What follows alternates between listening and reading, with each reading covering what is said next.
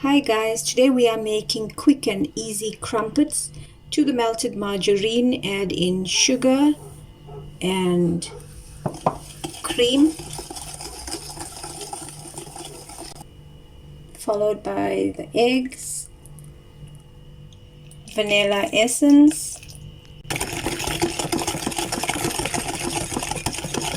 and mix this well.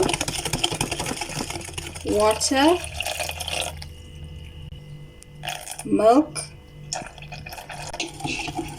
and mix. Slowly add in your flour. You should end up with a smooth batter.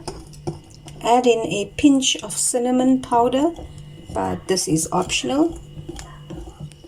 Drizzle on a little bit of oil in your pan.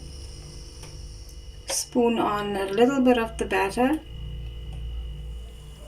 Once it starts to bubble up, it is ready to be flipped over.